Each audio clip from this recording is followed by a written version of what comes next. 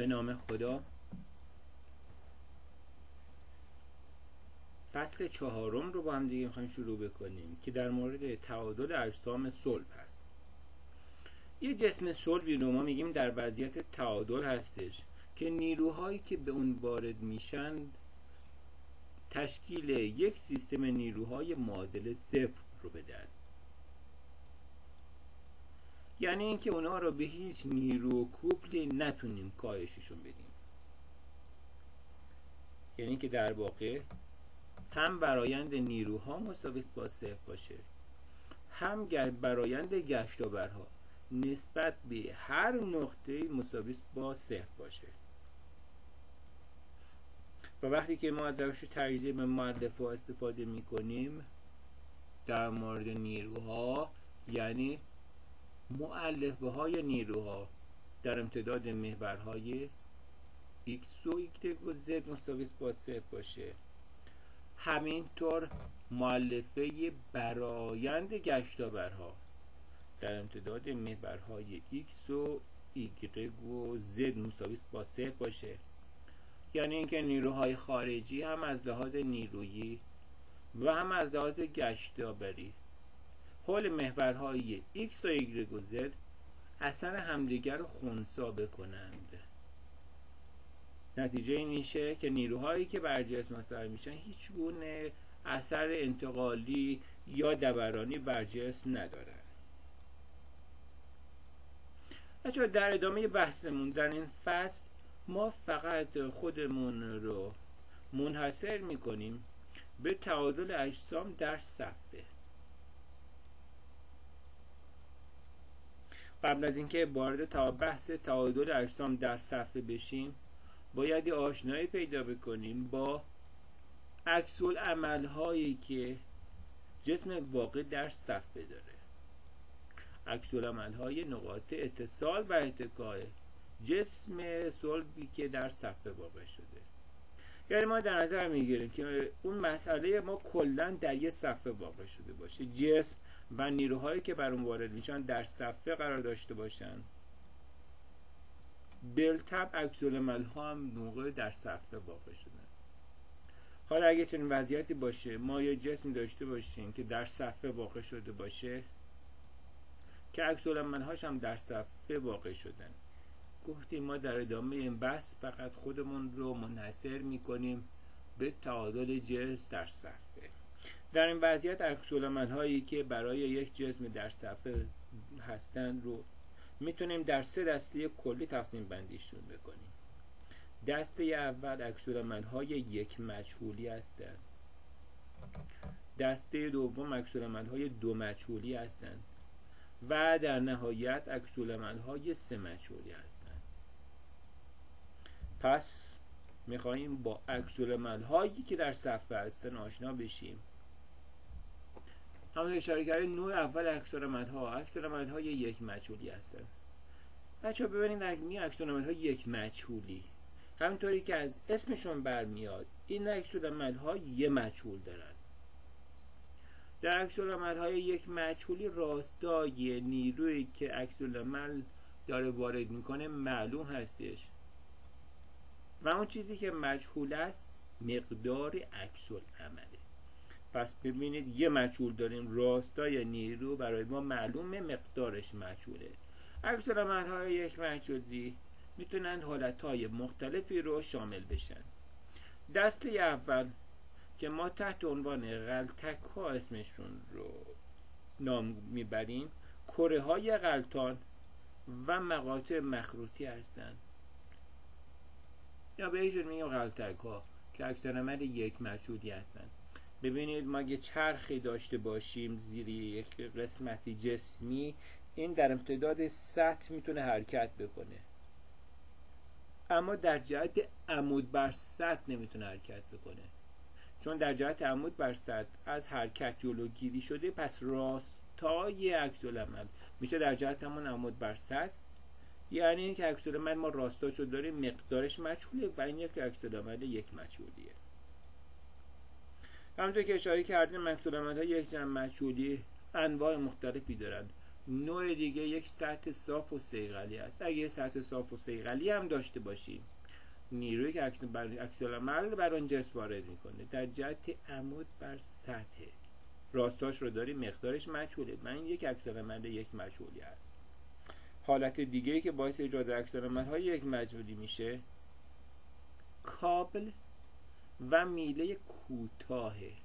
اگه میله کوتاهی داشته باشیم یا کابل، نیرویی که اینها کابل یا میله کوتاه به شکل عکس‌العمل بر انتهای جسم وارد میکنه در جهت این کابل یا میله کوتاهه.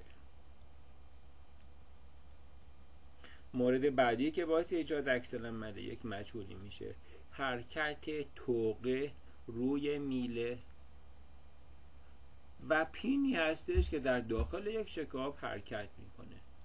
اگه یه طوقه‌ای داشته باشیم که بر روی یک میله‌ای بتونه حرکت بکنه و انتهای جسم به این طوقه متصل شده باشه، ببینید چون انتهای جسم میتونه در امتداد میله حرکت بکنه، در جهت عمود بر میله نمیتونه حرکت بکنه، پس راستای عکس‌العمل میشه در جهت عمود بر میله، راستاش معلوم، مقدارش مجهوله و این یک عکس‌العمل یک مجهولی است. مشابه همین وضعیت پینی هستش که در داخل یک شکاف میتونه حرکت بکنه. اگه ما پینی داشته باشیم در داخل یک میله‌ای، پینی داشته باشیم در داخل شکافی که اون در داخل یک میله قرار گرفته و این پین به این شکل میتونه در امتداد میله میتونه حرکت بکنه، پس در جهت عمود بر میله از حرکت جلوگیری شده، راستای عکس‌العمل پس معلومه در جهت عمود بر میله هست، مقدارش مجهوله و این یک عکس‌العمل یک مجهولیه. نوع دیگه از عکس‌العمل هایی که برای جسم در صفحه هستن، عکس‌العمل های دو مجهولی هستند. عکس‌العمل های دو مجهولی یعنی از حرکت در هر دو امتداد جلوگیری کردن اما امکان دوران وجود داره. پس عکس‌العمل های دو مجهولی چون از حرکت در دو جهت جلوگیری کردند، مؤلفه های عکس‌العمل میشه نیروها در هر کدوم از امتدادها در دو امتداد عمود بر هم از حرکت جلوگیری کرده. عکس‌العمل های دو مجهولی میتونه به صورت پین یا مفصل باشه، همونطور که میبینید از حرکت جلوگیری کرده اما میتونه دوران بکنه، چون از حرکت در دو جهت جلوگیری کرده. دو تا مؤلفه عکس‌العمل داره در هر دو امتداد. همونطور اگه یک سطح ناصاف داشته باشیم،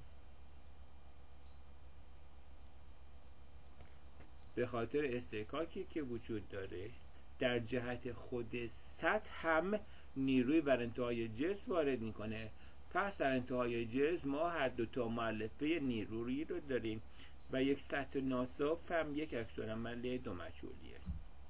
و دسته دیگه عکس‌العمل های سه مجهولی هستند. عکس‌العمل های سه مجهولی کلن انتهای جسم رو ثابت میکنن،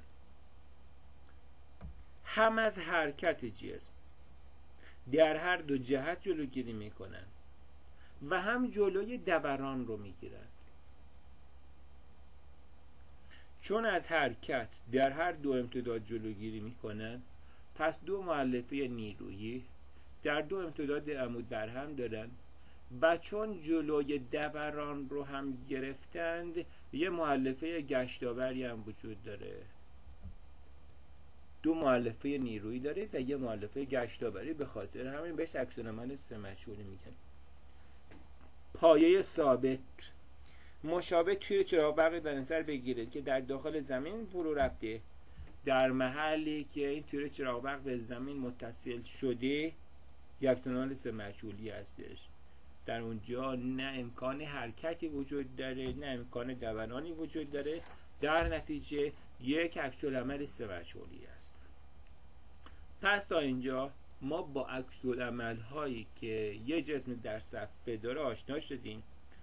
دیدیم عکس‌العمل ها رو در سه رده کلی میتونیم تقسیم بندی کنیم. عکس‌العمل های یک مجهولی که راستاش معلومه، مقدارش مجهوله. عکس‌العمل‌های دو مجهولی که از حرکت جسم در هر دو جهت جلوگیری میکنن دو تا مؤلفه نیرویی داره که مجهول هستن و عکس‌العمل سه مجهولی که کلا هم از حرکت جلوگیری کرده و هم از دوران دو تا مؤلفه نیرویی و یک مؤلفه گشت‌آوری داره. اما میپردازیم به تعادل جسم صلب در صفحه.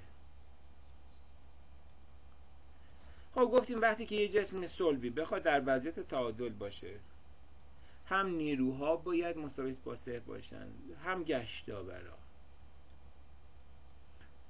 نیرو و گشت‌آور رو به مؤلفه‌اش تجزیه کرده بودیم و گفتیم که سه تا مؤلفه نیرویی هستش که باید مساوی با صفر باشه و سه تا مؤلفه گشت‌آور هستش که باید مساوی با صفر باشه.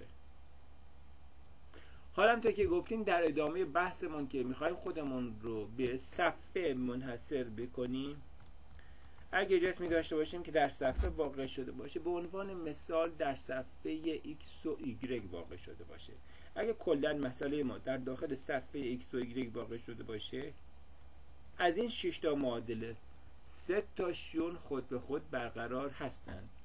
معادله اول تعادل نیروها در جهت عمود بر صفحه. اگه مسئله در داخل صفحه x y واقع شده باشه، خب نیروها در جهت محور z ها خود به خود مساوی با صفر هست. همینطور گشت‌آور نیروها حول محور x و حول محور y خود به خود مساوی با صفر هست. این سه تا معادله خود به خود برقرار هستند. پس از 6 تا معادله‌ای که در بالا داشتیم، معادلاتی که باقی میمونند و ما باید اونها رو چک بکنیم به این شکل میشن که معادله اول تعادل نیروها در جهت x مساوی با صفر باشه، تعادل نیروها در جهت y مساوی با صفر باشه و معادله سوم گشت‌آور نیروها هم حول هر نقطه مساوی با صفر باشه. پس همونطور که می‌بینید سه تا معادله تعادل خود به خود برقرار میشن اگه جسم در یه صفحه واقع شده باشه و سه تا معادله تعادل دیگه باقی میمونه. سه تا معادله تعادل باقی میمونه. پس ما مسائلی رو که داشته باشیم با دارا بودن سه تا مجهول میتونیم این مسائل رو حل بکنیم.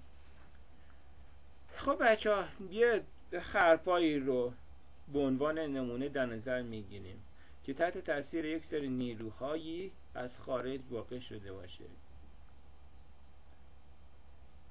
و شرایط تکیه‌گاهی رو براش در نظر میگیریم و میخوایم که در مورد این خرپا در ادامه یک سری صحبت‌هایی رو با هم دیگه داشته باشیم. پس ببینید متوجه شدیم که در حالت کلی ما سه تا معادله تعادل داریم. فعلا در نظر بگیرید که دو تا معادله تعادل نیرویی در دو جهت عمود بر هم و یه معادله تعادل گشت‌آوری رو میتونیم بیان بکنیم. خب اگه خرپایی رو که در اینجا ملاحظه می‌فرمایید رو اگه در نظر بگیرید، این خرپا یه خرپایی هستش که در نقطه A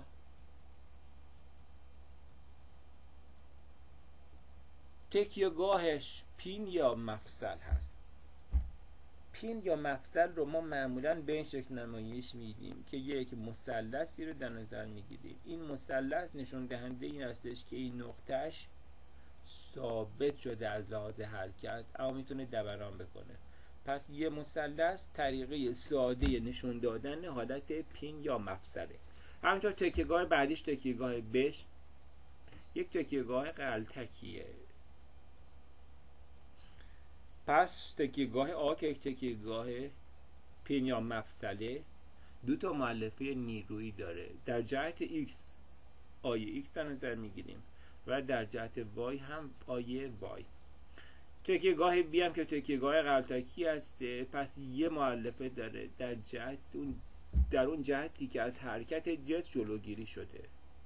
از حرکت جسم در جهت عمود بر سطح جلوگیری شده، پس یه مؤلفه عمودی B داره. ببینید سه تا مؤلفه مجهول داریم، آی x و آی y و B. این سه تا مجهول رو با نوشتن سه تا معادله تعادل میتونیم به دست بیاریم.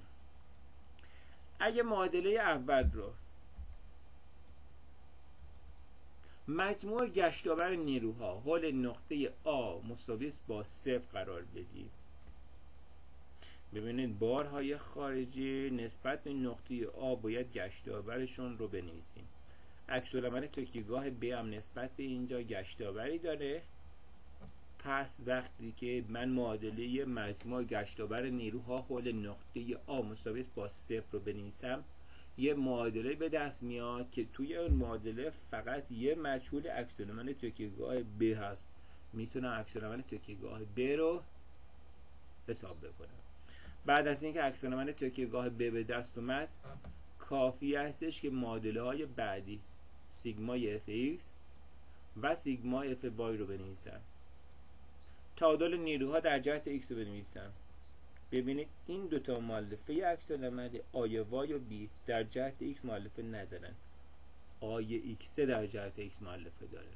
بارهای خارجی هم مؤلفه x شون رو می نویسم و معادله سیگمای f(x) مساوی با 0 رو پس وقتی که من تشکیل بدم از اینجا آی x به دست میاد. معادله بعدی تعادل نیروها رو در جهت عمود می نویسم. وقتی من نسبت به نقطه آ گشتاور گرفتم، عکس‌العمل تکیهگاه ب رو به دست آوردم. معادله سیگمای f(y) مساوی با 0 رو بخوام بنویسم، پس میشه آی وای به علاوه ب که مقدارش معلومه. نیروهای خارجی هم مؤلفه وایشون رو می‌نویسم. پس وقتی که معادله سیگمای f(y) مساوی با 0 رو بنویسم، یه معادله میشه که از حل اون آی وای رو میتونم به دست بیارم. پس تا اینجا متوجه شدیم که معادله تعادل رو میتونیم به این شکل بنویسیم: سیگمای f(x) سیگمای f(y) و مجموع گشتاور نیروها حول نقطه مثل نقطه آ. اشاره کردیم مجموع گشتاور نیروها حول یه نقطه مثل نقطه آ. من به جای نقطه آ میتونستم هر نقطه دیگه ای رو مثل نقطه مثلا ب بنویسم. اگه بگم من نسبت به نقطه ب گشتاور میگرفتم، آی وای به دست میاد. بعد از اون وقتی که سیگمای f وای مساوی با 0 رو بنوشتم، بعدش ب به دست میاد. پس ببینید به جای این که من معادله سیگمای m حول نقطه آ مساوی با 0 رو بنویسم، میتونستم بنویسم مجموع گشتاور نیروها حول نقطه ب مساوی با 0. البته بچه‌ها شما اشتباه نکنید. ببینید من وقتی اینجا سه تا معادله تعادل داشتم، این معادله یعنی سیگمای m حول نقطه ب مساوی با 0 یه معادله جدیدی رو به من نمیده. این معادله در واقع معادله مستقلی از اون سه تا معادله قبلی نیست. این یه ترکیب خطی از معادلات قبلیه. وقتی من یه جسم صلبی داشته باشم که در داخل صفحه واقع شده باشه، کلا سه تا معادله تعادل میتونم بنویسم. تعادل نیروها رو در دو جهت بیام بررسی بکنم و گشتاور نیروها رو حول یک نقطه. حالا خیلی تفاوت نمیکنه که حول چه نقطه‌ای باشه. البته ترتیب نوشتن معادلات مهم هستش که معادلات رو طوری بنویسیم که توی این معادلات یه مجهول واقع شده باشه، بتونم راحت تر مسئله رو حل بکنم. احتیاج نباشه دستگاه چند معادله چند مجهولی حل بکنیم که در ادامه در موردش صحبت میکنیم. پس تا اینجا متوجه شدیم که شکل معادلات تعادل در صفحه به این شکل هستند که تعادل نیروها رو در دو جهت بنویسیم و گشتاور نیروها رو حول یک نقطه مساوی با 0 قرار بدیم. اما بچه‌ها ما شکل دیگه از معادلات تعادل میتونیم داشته باشیم، به این شکل باشه که تعادل نیروها رو در یک جهت مساوی با 0 قرار بدیم، مثلا جهت x، و گشتاور نیروها رو حول دو تا نقطه بیایم مساوی با 0 بنویسیم. ما اینو گفتیم که در وقت تعادل جسم رو بررسی میکنیم کلا سه تا معادله تعادل میتونیم بنویسیم. حالا معادلات تعادل میتونست به این شکل باشه که تعادل نیروها در یک جهت رو بنویسیم و گشتاور نیروها رو حول دو تا نقطه متفاوت بیان بررسی بکنیم. البته وقتی که میخوایم که از معادلات تعادل به این شکل استفاده بکنیم، یه وضعیت خاصی نباید اتفاق افتاده باشه و اون این هستش که خطی که این دو نقطه آ و ب رو به هم دیگه وصل میکنه نباید در امتداد عمود بر اون محور که من مثلا تعادل نیروها رو در جهت x بررسی کرده بودم، عمود بر محور یعنی محور x، خطی که این دو نقطه آ و ب رو به هم دیگه وصل میکنه در این وضعیت نباید در امتداد محور y ها باشه. ببینید بچه‌ها، ما اشاره کردیم که گشتاور نیروها رو حول هر نقطه میتونیم بنویسیم. البته گفتیم که تعداد کل معادلات تعادل 3 تا هستش. اگه من نسبت یه نقطه دیگه هم بیام گشتاور بگیرم، این معادله هم باید صحیح باشه. البته معادله جدیدی به من نمیده. پس ببینید من حتی میتونم معادلات تعادل رو به این شکل بنویسم که مثلا بیام نسبت به 3 تا نقطه متفاوت بیام گشتاور بگیرم. البته دقت میکنیم که اگه معادلات تعادل رو بخوام به این شکل بنویسم که حول 3 تا نقطه متفاوت بخوام که گشتاور بگیرم، این 3 تا نقطه نباید در یک امتداد باشد. این 3 تا نقطه در امتداد یک خط نباید باشند. پس تا اینجا صحبت کردیم که وقتی جسم رو در صفحه در نظر میگیریم ما کلا 3 تا معادله تعادل میتونیم بنویسیم. تعادل نیروها در دو جهت و گشتاور نیروها را حول نقطه ای بیا مساوی با 0 قرار بدیم، یا اینکه تعادل نیروها رو در یک جهت بنویسیم و گشتاور رو حول دو تا نقطه متفاوت بیان بررسی بکنیم، یا اینکه اصلا گشتاور نیروها رو حول 3 تا نقطه متفاوت بیان بررسی بکنیم. پس میبینید که در حالت کلی مسئله ما تبدیل میشه به یک دستگاه 3 معادله 3 مجهول تبدیل میشه. همونطوری که اشاره کردیم بهتره ما کاری بکنیم که لازم نباشه دستگاه 3 معادله 3 مجهول حل بکنیم. اگه ما معادلات تعادل رو طوری بنویسیم که هر معادله فقط داخلش یه مجهول باشه، در این وضعیت محاسبات ما آسان‌تر میشه. پس ببینید برای اینکه مسئله رو راحت‌تر حل بکنید خوب استش که معادلات تعادل رو طوری بنویسیم که در داخل هر معادله تعادلی کلاً فقط یه مجهول واقع شده باشه. که تو مثال قبلی این کار رو ما انجام دادیم. اگه که خاطر دقت کرده باشید به اون نحوی که خدمت شما عرض کردم اگه بنویسیم تو هر معادله تعادلی کلاً یه مجهول وجود داره. اما بیام با دقت بیشتری بررسی بکنیم ببینیم معادلاتی که داخلشون یه مجهول هست رو ما چطوری میتونیم بنویسیم. ببینید ما گفتیم که مسئله رو با دار بودن 3 تا مجهول میتونیم حل بکنیم. اگر از این عکس‌العمل‌ها 2 تاشون با هم دیگه موازی باشن،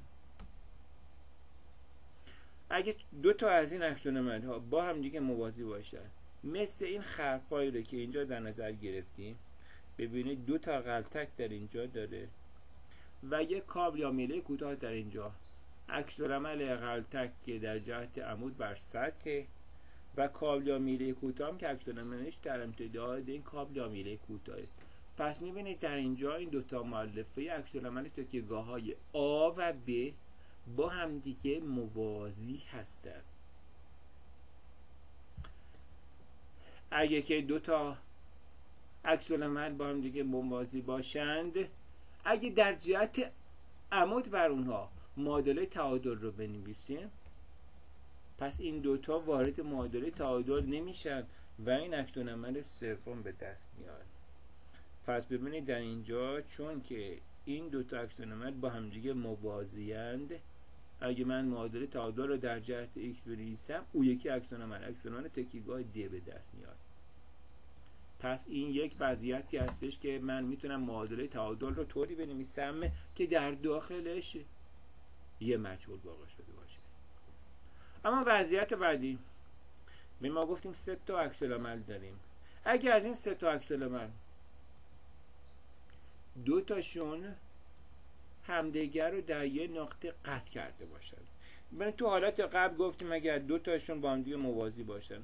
خب اگه 2 تاشون با هم دیگه موازی نباشن همدیگر رو در یه نقطه قطع میکنن. ببینید مثلا این عکس‌العمل و این عکس‌العمل، اینا که با هم دیگه موازی نیستند، امتدادشون پس همدیگر رو در نقطه C قطع میکنه.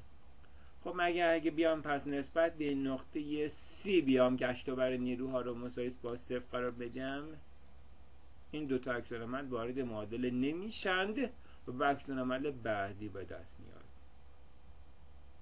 یا همونطوری که میبینید عکس‌العمل تکیه‌گاه B و عکس‌العمل تکیه‌گاه D، این 2 تا هم همدیگر رو در نقطه D قطع میکنه. پس اگه من نسبت به نقطه D هم گشتاور بگیرم عکس‌العمل تکیه‌گاه A به دست میاد.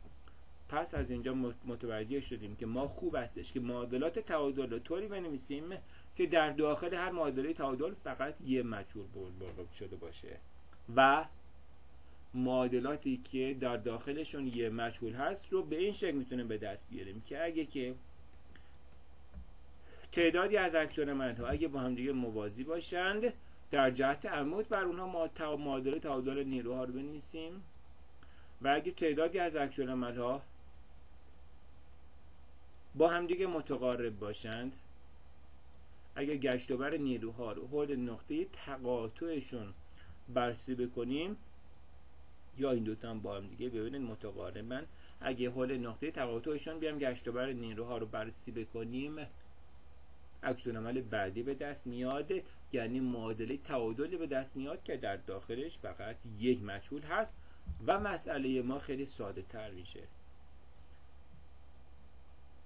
سر جلسه امتحان شما باید زمان رو سیو کنید، باید راه حلی برید که سریعتر به نتیجه برسه. پس خوب هستش که این کار رو حتما مد نظر داشته باشید.